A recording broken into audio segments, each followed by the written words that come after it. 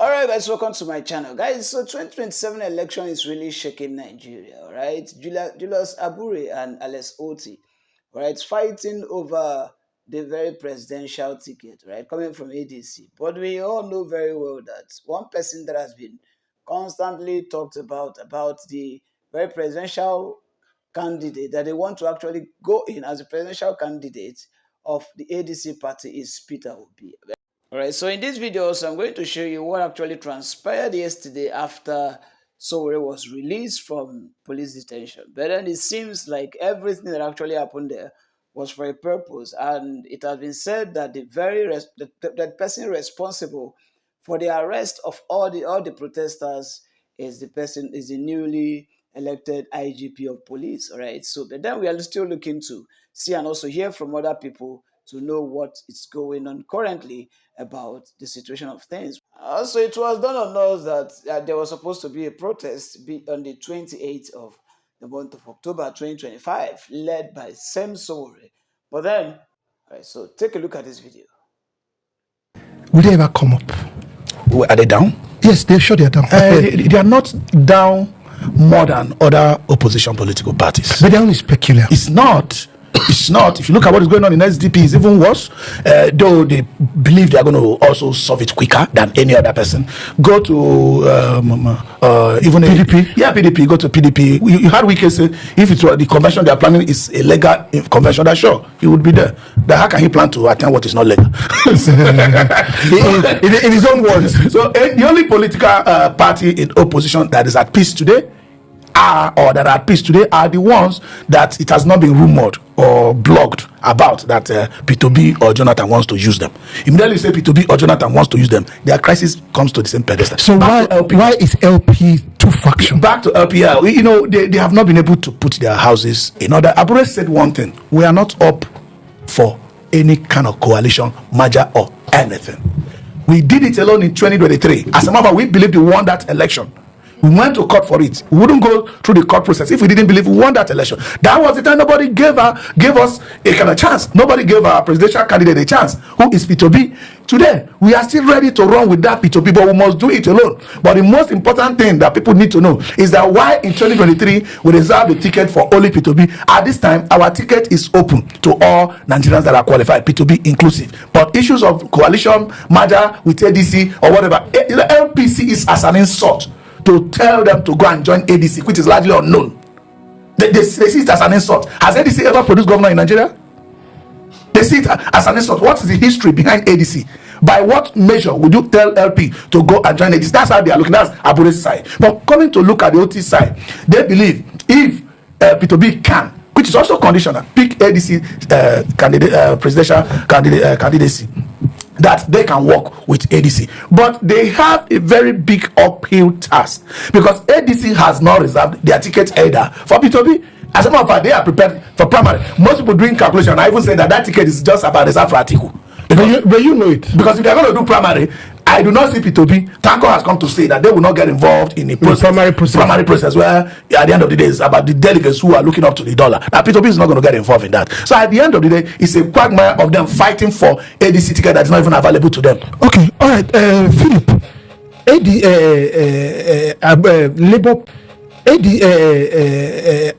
Labour Party without Peter Obi, is there a Labour Party? Of course, there's a Labour Party. I'm surprised you are asking the question if Labour Peter Obi without Labour Party, if there's Labour Party. Before Peter Obi, there was Labour Party. After Peter Obi, there will be Labour Party. What was the potentials or what was the capacity of Labour Party without Obi? If Labour Party had no potential in the first place, Peter Obi wouldn't have gone to Labour Party. No, in realism.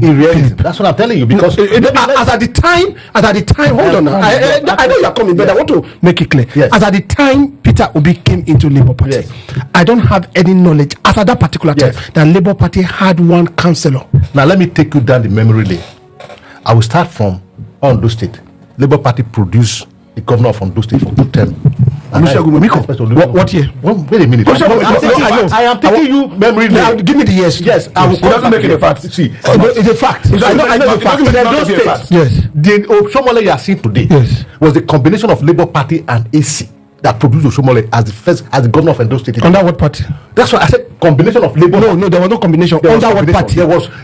See, Oshomole was first the candidate of Labour Party. Yes. Before AC, and then they now said, okay, AC is stronger, and then they now fight. But it's a combination of the two parties. Under now what party? Come to Delta State. Ovioma Agege came to the Senate under the platform of Labour Party.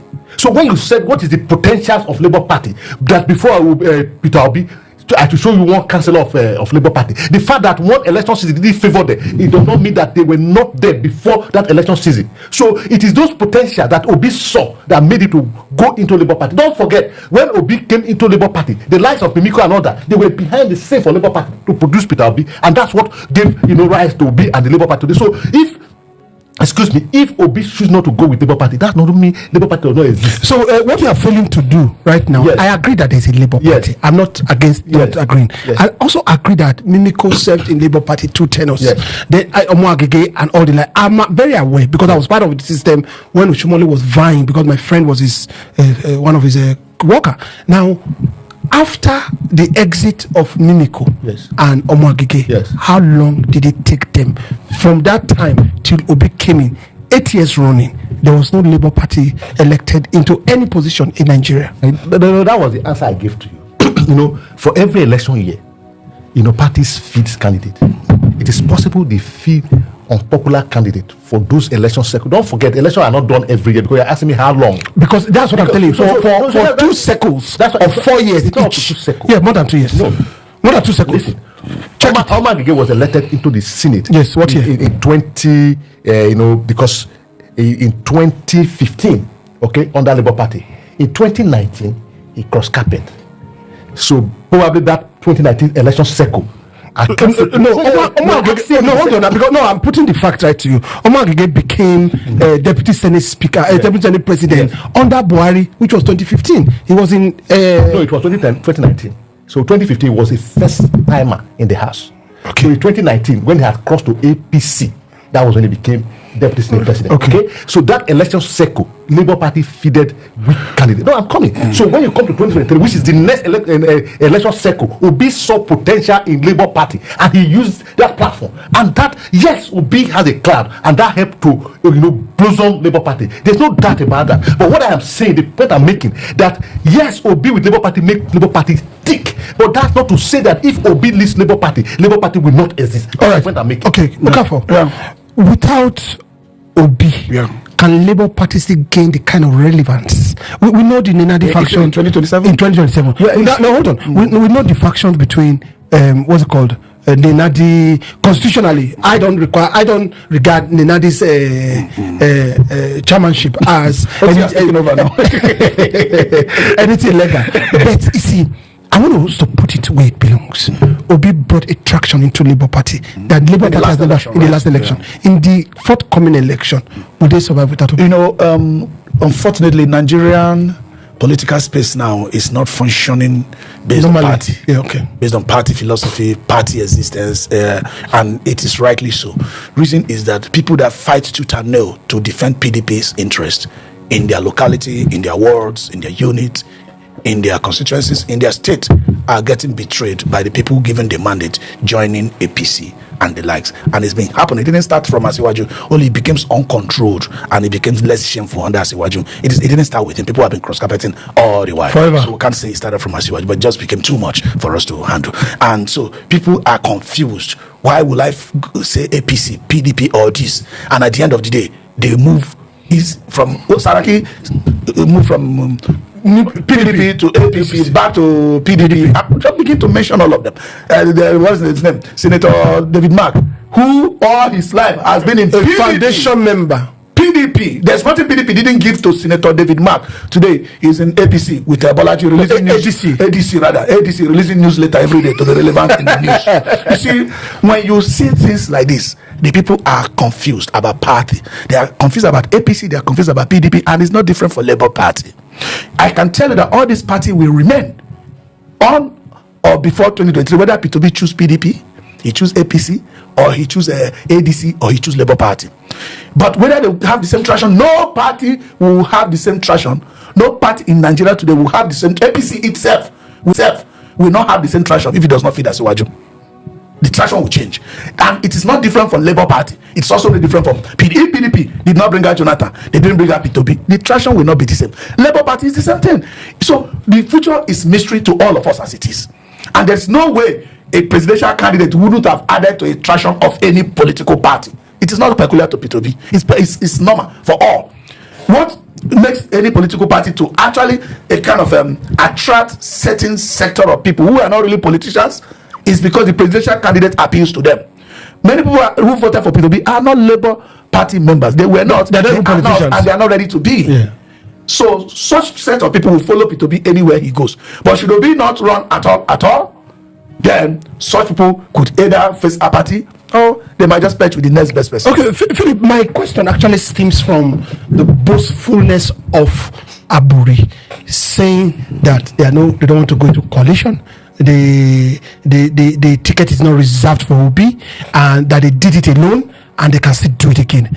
What's the premise for his boast? You see, when I hear people like Abure speak the way he speaks, one thing come to my mind, that is the voice of Jacob, and is the hand of Esau, because it's the same thing happening in SDP. Wherein Shehu Gaban saying that Aerofy want to take them to coalition.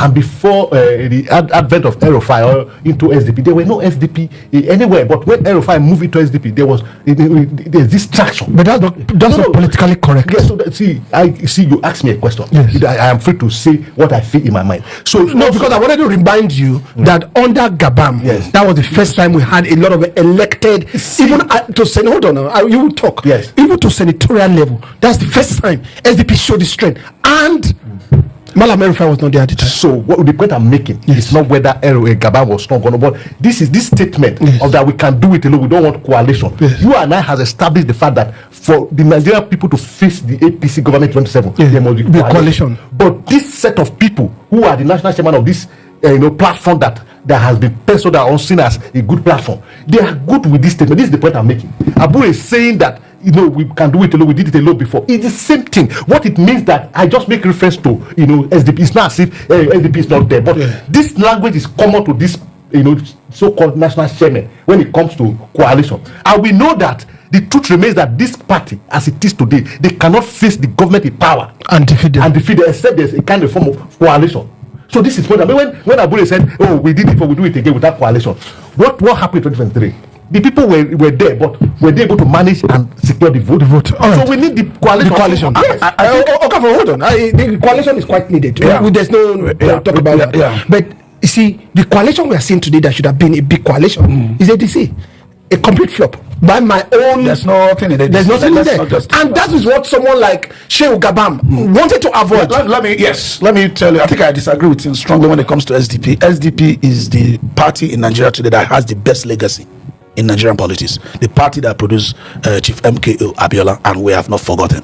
So that is the best election so far in the history of our nation. And somebody like Shehu Gaban came on board even as a chairman. Yes, and you can go to the records. He has people in the Senate, has people in the House, elected people in House of Assembly, yes, everywhere. That's it. Traction. You do not get. Let's get this in clear. In politics, you do not get into politics to get traction. You get into politics to win elections. Shehu Gabam, as a national chairman of SDP, won election. You understand? People are in the Senate. If people are in House of Rep, people are at various levels through the platform of SDP. And who was the chairman as at that time? Gabam. They didn't do it by just traction of people loving you. I'm coming. I want to respond. They didn't just come by people loving you and not loving you. Yeah. There is a mechanism for winning election. And let me tell you, no matter how lofty your plans are, no matter how lofty your manifesto look, until you win election, you can't implement them. You can't be a noisemaker, come and make trust. Yes, the emergence and entrance of Aerofy into SDP is well applauded, and I think it's still intact. Aerofy is still a member of SDP. Let me tell you, you can't ask people your eyes and your head, which is better. Without your head, there is no eye. When it goes to human anatomy. So all of them are important. Aerofy's entrance to SDP is welcome and celebrated, and he continues to remain a member of SDP. There is no friction, Gabam versus SDP. In comparison, there's no friction between Gabam versus Aerofy. Aerofy is not. Who are paid to protect have become very likely responsible and warning people not to exercise their rights. So you can't warn me about my rights. Okay, now in the build up to the protest, the police had actually issued a warning, and they said it contravened that warning by entering into the restricted zone, which was why the lawyer of Nnamdi Kanu was also arrested. The lawyer of Nnamdi Kanu is here, but before he speaks, I'm not a lawyer, but what I know is that if a court gives an order and there's a contravention of that order, you go back to the same court to complain to the judge. It's not the job of police to take it upon itself to be enforcing court orders that he had interest in. But even if they don't have interest in it, there was a court order issued by a judge saying don't go to certain areas. If you want to review the order, you go back to the court. If you want to complain that the orders were violated, you go back to the court. Absolutely. So the police, being an irresponsible organization in Nigeria, took laws into its hand. And I can guarantee you that those court orders were never served on us. If you look at the Schedule 3 of the court order, it says serve them by Friday. So no court order was served on us. But assuming it was served on us, even our courts understand that there are certain areas or boundaries we cannot cross when it comes to fundamental human rights. Okay, it's been alleged that the reason why you spent a long time in detention was because you called the Executive a useless IGP. No, it's not useless. Yeah, but it's not a lie. Okay, so what's your word in terms of the justice system, seeing what played out when you were beaten and manhandled in the court? It's not the first time they will do that. You must have seen a plethora of police attacks on me. Since 1992, some of the police who attacked me had to fight for their retirement benefits a few weeks ago. So it's to also tell the police that are doing it now that they will soon meet their Waterloo. There's no question about that. But most importantly, our goal is to fix the country. We can't be going after small issues, including individuals. The country we want to fix, that's what is on our plate, not this individual police. I cannot be banding words, for instance, with the police PRO, who I know doesn't know his left from his right. I can't be banding words with the IGP, who I know no longer is no longer in the police force. And you cannot be IGP if you are not in the police force. And they understand it. That's why they lose their mind. So I have been through about 7 presidents in my lifetime since probably more now, since 1992. Several police IGPs, and some of them I've had to help in the course of. Some of them I had to assist where they were even still serving. Yes. So these are not issues that bothers me a lot. Anybody who is doing what we do knows that your second vacation home is prison. The service chiefs, I need you to comment on that. The service chiefs, let me tell you, I was the first to complain about that one who said he wanted to fence Nigeria, Musa. That one doesn't know his left from his right, but he's still even better than Egbetokun. Egbetokun should have been fired if Tinubu were to be serious. But I'm not an advisor to the president, and I particularly don't care what Tinubu does with his illegitimate regime, honestly. So Barrister Aloy, please, we would like you to share your experience, considering the fact that we're actually living in denial, thinking you'll be released on the day you were arrested. And what has this experience actually taught you? Well, this experience is traumatic. Speaking honestly, it's traumatic for me. It's traumatic for my colleagues, everybody. If you say it isn't, then you are in denial. Traumatic in the sense of the manner of the arrest. It was very brutal, too confrontational. People who were cooperating with the police were being shoved around, being beaten up. Some of them sustained injuries. Tear gas canisters were deployed directly at most of us. 2 had impact on me. And in fact, if we didn't have strong lungs, some of us would have given up the ghost on the spot. I don't think that type of brutality has a place in a well-ordered modern society. This is the type of thing that we need to do away with in Nigeria. Even at the police headquarters, CID, Gariki, the command, they deployed several canisters of tear gas just to get us to bundle us into vehicles that will take us to Abattoir. He didn't need to do that because we were already under your control. So that's something that is abhorrible and should be condemned by all and sundry. It is not good. It's unlawful. It's brigandage, and it is executive rascality in high places. While you were in detention, Mazi Nnamdi Kanu actually let go of his defense team. Now, we are starting to hear that he said there's no case of racial. What's your take? Considering the fact that, you are also among those defending, and this even led to be sent to the court. Where the protest was directed, let me make this clear. The protest was directed against the presidency, not against the judiciary. There are things that come first. If the presidency or the executive branch of government does not put you up for trial, no court has the authority to initiate prosecution against you. So it's a question of where to place the blame. I've noticed a lot of understanding as if we are protesting against the court. No, the court didn't initiate it. The presidency did. The attorney general did. So if the presidency or the executive branch says Nnamdi Kanu's case should no longer be prosecuted, the court we'll have nothing to track. This is our point. So those people saying, Nnamdi Kanu is on trial and we are interfering with judiciary, contempt of God, blah, blah, blah. No, come on. That's complete misunderstanding of the situation. Yes. It is Tinubu we wanted to talk to. You don't have any business prosecuting a man that has done nothing wrong. Yes. And a man you brought into the country under situation that offended humanity, international law, and even Nigerian law. Yes. You don't have a business putting him up for trial. So withdraw. Under section 174, I think, of the Constitution, he can direct the Attorney General to do a nolle prosecute. It was done for Sowore here. Right? It has been done in history for a whole lot of people. The presidency or the executive branch or the attorney general can say, we are no longer interested in the case, and that's the end of it. That was the purpose of the protest. Yes. And I was the organizer, by the way. He initiated it. Yes. Okay, guys, stacking up.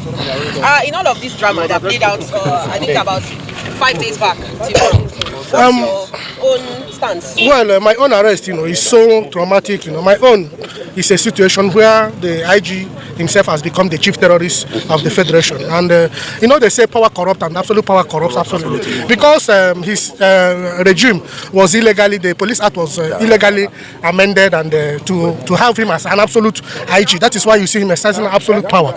So I was arrested while I was addressing the media.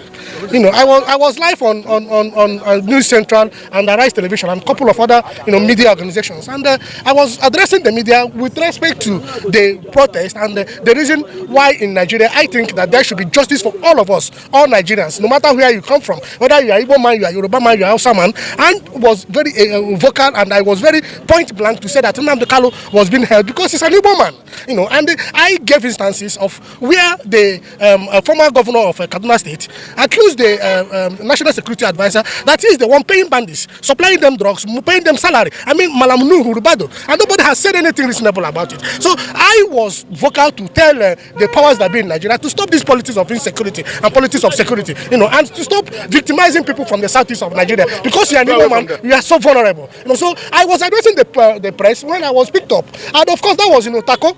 The order given by the court was the purported order was that protesters shouldn't get to National Assembly 3 arm zone. I was picked up at Taco while addressing the press. So I want to know, I'm asking you, gentlemen of the press, when did addressing the press constitute an offense in this country? That is what the illegal IG will tell me. Now that I'm out of this illegal, brutal detention, I will take him to court, to pay for damages. So when did addressing the press become an offense in this country? I was addressing gentlemen of the press with respect to the illegality, the unconstitutionality, the criminality going on in Nigeria. And I'm saying that in this country, every citizen should be treated equally, no matter where you come from. If you're an Igbo man, you should be treated as a Nigerian. That I refuse to live in a country where I will be subjected to second-class citizens, and I will always live by it. So the illegal IGP will still tell me in court when it becomes an offense, to address the press in this country. That was the only offense I committed.